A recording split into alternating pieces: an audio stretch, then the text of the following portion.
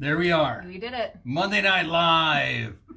Hello, it's a everybody. miracle every week. Every week. It's this technology thing. I feel like I trying to understand it all. Well, so excited to join you tonight on Monday Night Live. I'm Dean Nixon, Kate Semmens, here in sunny St. George, as we always say, your local weather update.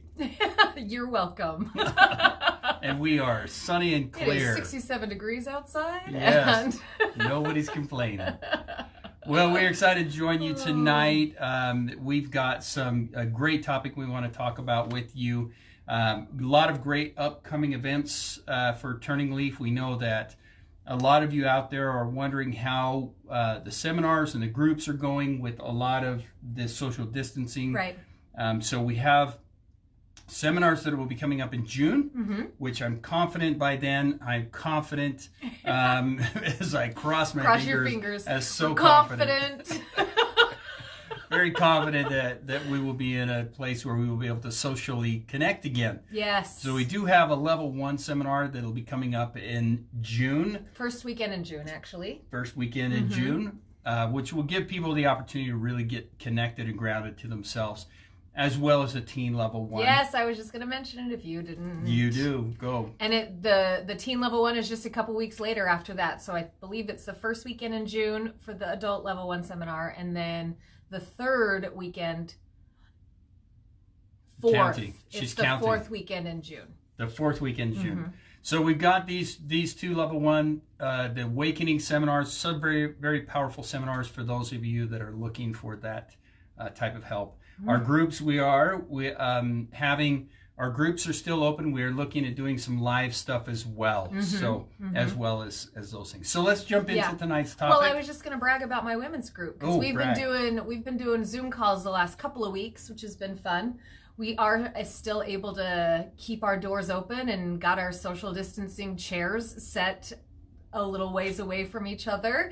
So if you are interested in coming in person, totally up to you, but I'm here, right? We'll be here, just like we're here tonight for our the support group. But then also we've got the Zoom option, which is fun. I'm not gonna lie. All right. It's a little bit difficult to really feel like you're super connected like you get in person, right? Sure. Like that really good emotional connection that happens in a group. However, at least it still keeps us connected, and so that's the key. Thank heavens for technology. That is the key, and thank heavens. Yeah, absolutely. So we're looking at adding that to our Monday night group, which takes place tonight after our live. So we're jumping into our topic so that we don't spend too much time on these other. Right, because we always have so much to say. We do. I know. So we want to jump into tonight's topic. Tonight's topic is we're going to be talking about the self. So self. A little background here. Dean and I don't always come into this evening super prepared. Sometimes we come in and we're like, hey, what should we talk about? Sometimes you guys give us topics. So this is something that's been on my mind a little bit. Right. And there's a lot of different directions that we can go with it. So I'm really excited to see what happens. But that idea of self. So I was thinking the last couple of days about how I love that analogy when people are always like, oh, I need to find myself. I've got to, I haven't really found myself yet or come into my own, right? Right. And then, I don't know if you guys have ever heard, I don't know where it comes from. So if you guys do, throw it in the comments. I would love to pinpoint where this is coming from in my brain. But I've heard it said that you're not a $10 bill. You can't be found. You're not going to be found. You're not going to walk around one day and stick your hand in your coat pocket after the summertime and be like, oh my gosh, I found me. Here I am. I was in this coat pocket the whole time, right? But the self is a very interesting thing. It's probably one of the most fascinating bits about what we get to do. Right. As life coaches is as people really begin to understand themselves and really start to learn to love themselves and dig into the pieces of them that they're like, holy crap, this is pretty insightful, amazing, and you really start to kind of come into your own divine power and all those kinds of things. That's what's really exciting for me in the work that we do. And that discovery of self. So it's more than finding it or even excavating it, because you're there all along. Right. Like wherever you go, there you are, right? And so it's just a matter of awareness and like development. We're going to get into all these different things, right? So I said to Dean, this is what I want to talk about tonight. I'm just going to let you keep rolling. I know. I said to Dean, on a roll. This is what I want to talk tonight. He's like, well, my brain just went down 9 different rabbit holes. Yeah, there's a lot of here we go. Well, this is the thing that's always intriguing to me, because so many times, people will sit down and go, I don't know who I am, right. or I really need to get back to being me, or I need to be myself. I lost myself. Find myself. Exactly. And after working with people and walking this path for a period of time, helping people rediscover, there's a couple things that are really intriguing. Number one is, normally when we say to ourselves, say, I need to find myself, or I don't know who I am, or who am I, a lot of that is because we are so far looking outside of ourselves and comparing ourselves to who we should be, that we're not embracing who we are. Right. Is one of the first pieces that really comes to mind. Is, can I add a layer to that? Sorry, I'm so sorry to interrupt you. You're never sorry to interrupt I really am. It's a terrible, terrible habit, but my brain just can't. I'll lose it if I don't say it. It's been my observation too that a lot of times that happens when we really do start to challenge what we've adopted as ourself, right? Like, so if you grow up and your dad's like, he's gonna be a doctor. He's gonna grow up to be a doctor, and you're walking your life path, and all of a sudden you're a doctor, and you're like, holy crap, I don't even want to be a doctor. Right? So it's like when that light switch starts to happen, like, is this really what I want in my life? Do I even know myself? Do I even know what I want? And I think that's a lot to what you were saying about like that external attachment to things, right? We've gotten all of our information out here instead of actually digging into our heart and saying, what do I want to be? I want to be a garbage man. I love it when you talk about that. I did. Yes, you did. And that's the thing, is that we really get caught up in who we are supposed to be so much that we're not really experiencing who we've become and who we are. Which means to me that a lot of the things that we've experienced, a lot of the hurts and the pains, the joys, the experiences that have been amazing are things that we're not embracing, because we're looking outside of ourselves saying, well, it should look like this or it should look like that. Usually when people get to that space that you're talking about, where they go, well, I wound up in this career and this isn't necessarily where I wanted to be. Well, actually, yes, it is. That's exactly where you want it to be, because that's where you are. Right. And the reason that we say this is not where I wanted to be is because at the moment you're in a level of emotional discomfort that you want to be away from. And we believe that because of where we are, that's what's creating the emotional pain. And that's the layer that I think we miss a lot when we're trying to discover and go, well, who am I really? It's not that you're saying, well, who am I really? I don't know who I am. What it is I'm really uncomfortable with who I am, or I'm uncomfortable with the situation, or I'm uncomfortable with who I've allowed myself to become. Right, yes. And it's creating me emotional hurt, emotional pain. It's affecting these things. And I need to get back to when I felt this and when I felt that, etc. So the reality is that because you experienced it before, it's still there within you. What we are really struggling doing is experiencing self. Right. So we have become who we're supposed to become. We've become who we want to become. You haven't lost yourself. Right. In the sense that you're still there. It's just that we become so overly connected and trying to be everything to everyone that we don't feel like we can still connect or feel ourselves. Does that fit? Yeah, it fits really well. Okay, walk down this rabbit hole with me a little bit. So, sorry. I'll dive right in with you. Let's go. So that connection to self. Right. Because I feel like we said similar things. I felt like they were pretty parallel. Yep. But then I felt like mine kind of went, and then it looped back around because you kind of were like, yeah, kind of, but not really. That's what I heard when you came back in with, yeah. Like when people come in and they're like, I need to find myself, I need to get connected to myself, right? So is it, when we're looking for, is it that we have a different definition of what it is that we think that we should be still? Yes. And we still haven't just surrendered to the being bit of being human, right? And just being quiet and still and experiencing that, which I think we've done a number of podcasts on this, but in our modern day society, especially here in the Western world, where things are very productivity driven, like just that's the way that it is, right? And it's very fast paced, and it's very still like comparing ourselves to the Joneses and all those kinds of things, right?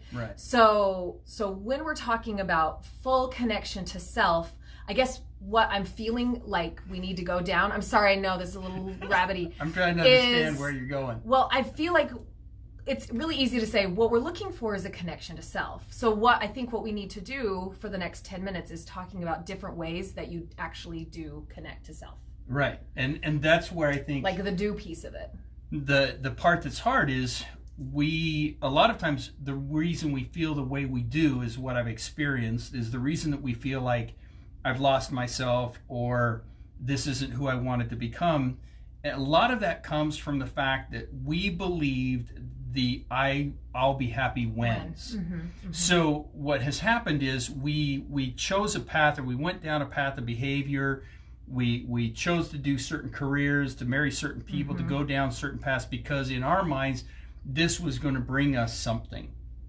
It was going to bring us the solution. It was going to bring us joy. It was going to bring us happiness. It was going to bring us love. It was going to bring us contentment, or all of these different things. And so then when we get there, we realize that the path that we've chosen to change jobs, to change behaviors, to change attitudes, to change thoughts, to change all these things that we've changed about ourselves to become, that then we sit back and go, well, I don't know who I am anymore because I've changed so much from who I was.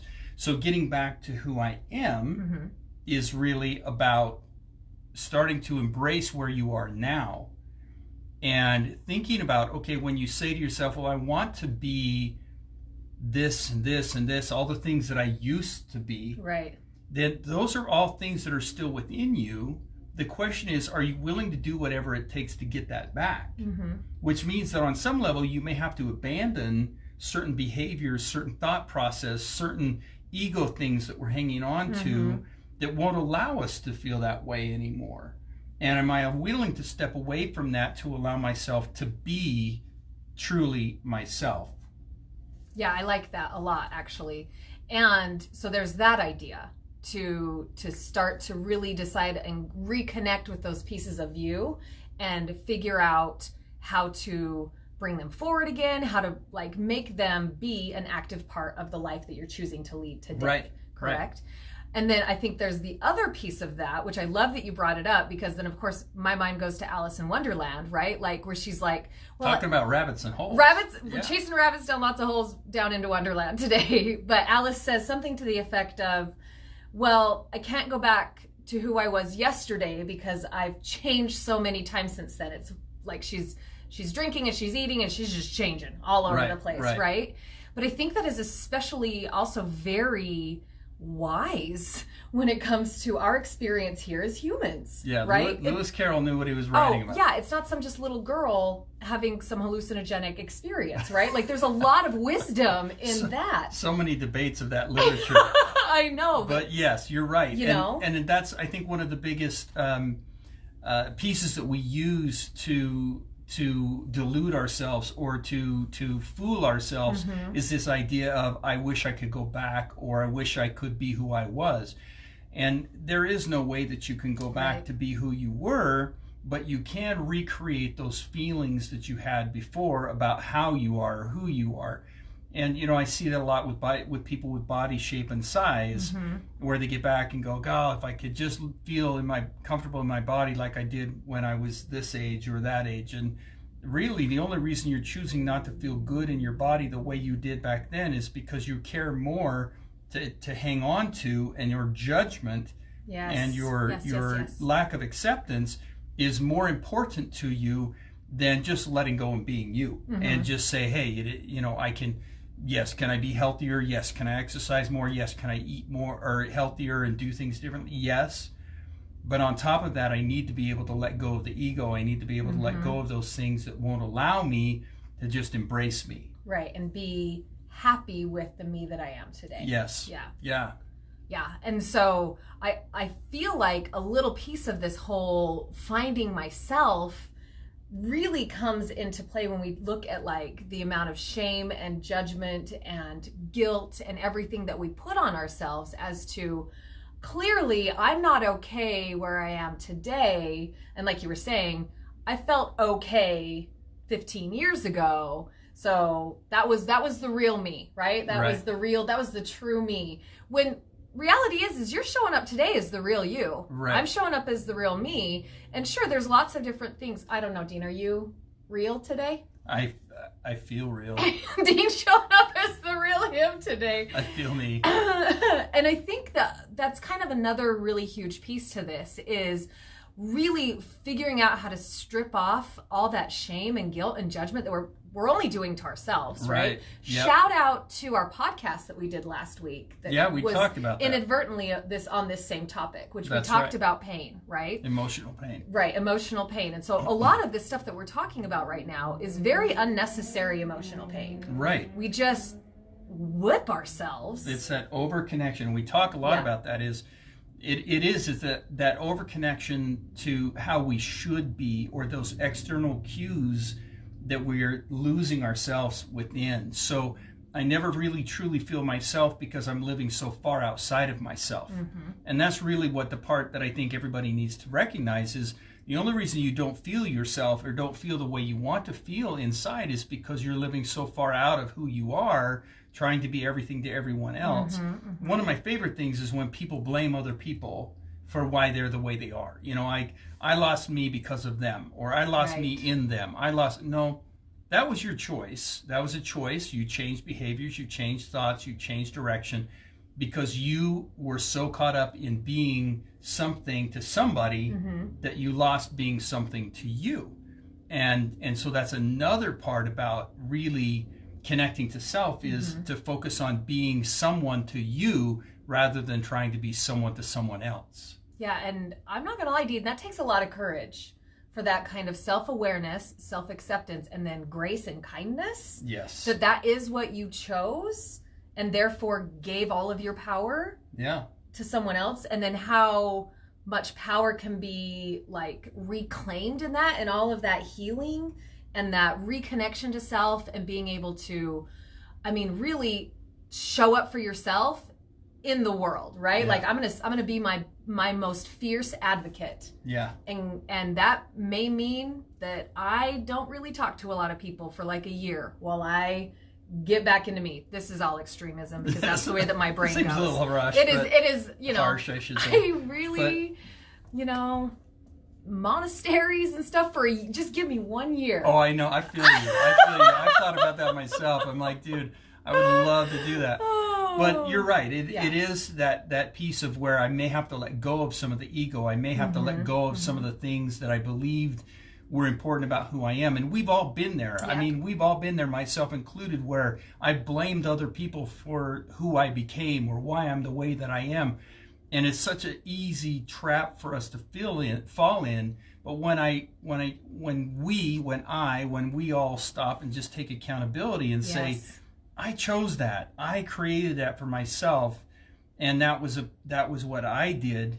But I do have to look at it with compassion and kindness and acceptance and go, I made the best decision with the best information I had at that moment. And now I have more information and I can make a different decision. Mm-hmm. But it is one of those things that we've got to get back to just embracing the truth of who we are, which you're an amazing being. You're an amazing person. And have you made choices that have led you down paths that have hurt and that have stung? Have they led down paths that have brought you challenges and things that maybe you wish you hadn't done? Yeah. Yep. But you're still amazing. Mm-hmm. You're still this amazing creature with all of this life ahead of you, with this ability to be a creator. And I think that's the one thing I want to leave everybody with is you're a creator. Mm-hmm. And when we get caught up in this, I've lost who I am, we stop creating because we go looking, like you said. Yes, we go looking for somebody that's right in front of you. Mm-hmm. And if we would just stop and we would just embrace who we are, love and be grateful for who we are. Yes, you're a hot mess. Welcome to the rest of the world. Join us. Join us in We have the best pool parties. being a hot mess. Well done. Yes. But the reality is the sooner we embrace it, the sooner that we can start to heal, and the sooner we can start to become fulfilled and grounded within ourselves. And then next thing you know, the life that you wanted is right in front of you. Oh, I could not have said it any better. Absolutely. So stop looking for yourself and start creating the life you want. There you go. Well, again, thank you for tuning in. Like and share our videos. Please look for our podcasts, and share those as well. Find our YouTube videos and any other forms of media that we're in now, thanks to Kate Semmens. And we will see you all next week on Monday Night Live. Bye. Bye. Oh, you switched it up. Oh, I went down.